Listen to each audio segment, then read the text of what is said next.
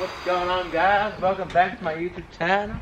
So, it's finally happening. We're getting the Sylvia back on the road today. A lot of you guys have been asking questions on where this thing's been and what's going on with it. Well, today we will answer all your questions because we'll be getting it back on the road. Quick little backstory. What exactly happened? Pretty much, Lachlan was out with us and he tried to get the car in gear and it just stopped working. So we're pretty sure the transmission lever where you shift gears disconnected somehow. We don't exactly know why. We know that the 6-speed gearbox in an S15 is flawed and you just need to chuck them out. So that's exactly what we're going to do. We're going to take the 6-speed out, we're going to chuck a 5-speed in, and should be a bit more reliable for some more power. Oh, on the paint! Oh. Who do we hit up if we want these shoes, Lachlan? Just hit up my Instagram. Oh, quick plug? Just oh, you need to pay me. You need to pay me for that real estate, dude. This. You're not worth the payment. $5. Damn. Deal, bro. Oh! Yeah.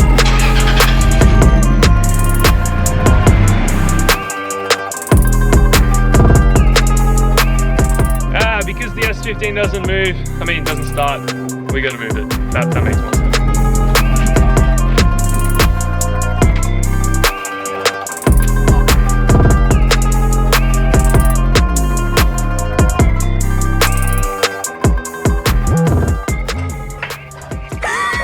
Alright, so we're gonna start doing the 5-speed conversion here. So, it's pretty simple from what we've seen on the forums. It's not really too complicated, is it? All you need to do is take out the old gearbox, chuck the new one in with a new clutch. You got a remade? You didn't buy one, did you? If it's leaking, we'll just chuck it all back together and you can have it leaking. I need a rename. Do you now? Probably. Other than that, it's very simple. We have a brand new clutch sitting over here. It's a heavy duty stage 1 Extreme. Yes, and we have a brand new flywheel as well. Pretty much OEM replacement. It's not a lighted flywheel. Slippy boy organic. Dude, it's actually tiny. Like this is. Your head's bigger than it. Yeah, let's not.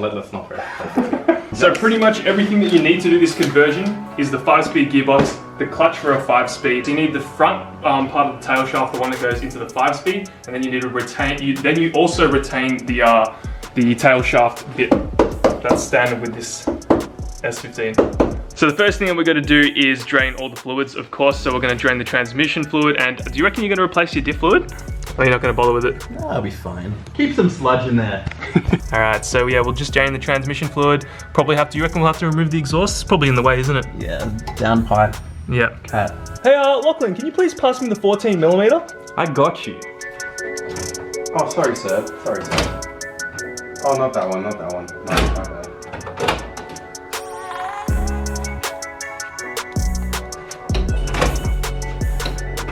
Thanks, dude. You got it. Well, Big spill gang. No? Hashtag no spill. That's a bit of a... Oh. No spill gang, isn't it? Fluid looks mint. We are now taking this exhaust off. It's off. yeah, pass. It's not boogers. Not anymore. Time to remove the tail shaft. Oh, wow.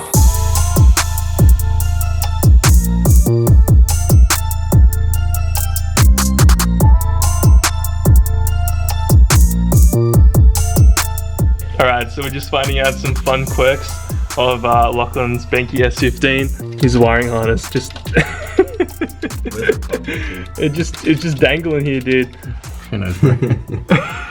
So I'm just getting the bell housing bolts that I can get to. At the moment I've cracked one loose and I've got I'm on the second one. And luckily the previous owner, whenever they removed the engine, they decided to blow a gaping hole in the bell housing so you could actually get the wrench in there.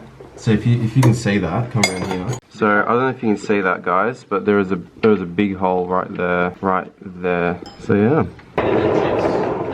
Again, some division. Just give me it. Give me it. See, that's why you guys do. Come on. Because you take my food. Come on. Fucking hell, bro. Come on.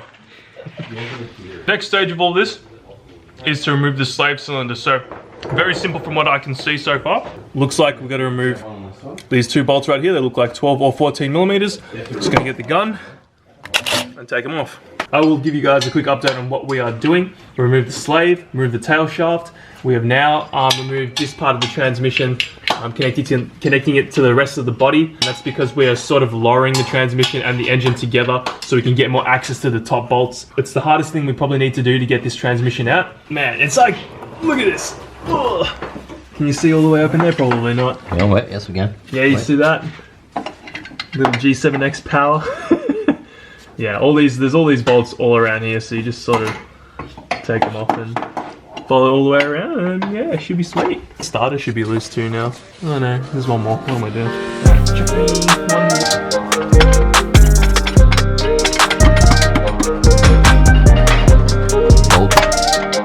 Apparently it was my fault. I guess I made a mistake and I left the bolts in there. Sorry, boys.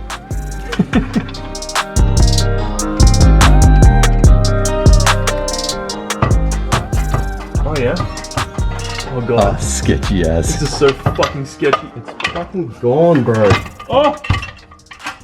Get the fuck out, you cunt. It's still getting the fucking tunnel. Alright, so we've tried to get the engine and transmission lowered as much as possible, and that's obviously failed.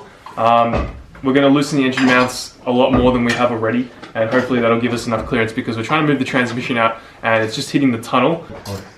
It would have been done before, obviously, when the motor was out. Keep going? Keep going, keep going, keep going. Keep going? Still hitting the tunnel? Yeah. Really? So if we pry it now, it'll still hit the tunnel? Yeah. Keep going, keep going. Do that, Rex. Yeah, yeah. Pull it back. Yeah, go. Hey! Lower it. Now it's stuck. It's gonna lower it. There we go. Bingo. Bingo. Now I'm gonna loosen the shit out of this.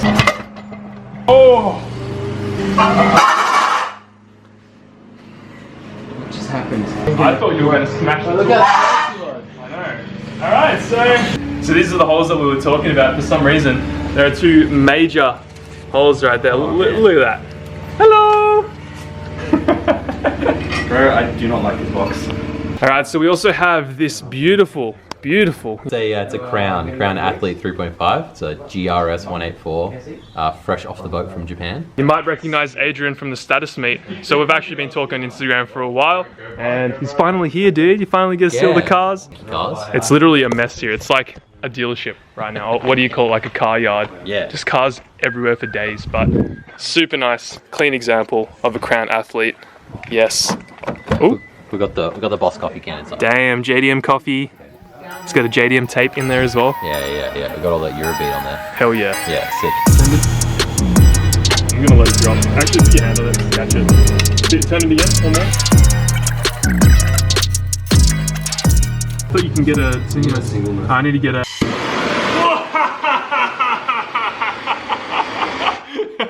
Oh my goodness. This is dangerous, man. Why do I have this? Yeah, that better have scared you guys. Alright, so I need to give you guys a quick update on what exactly we got up to.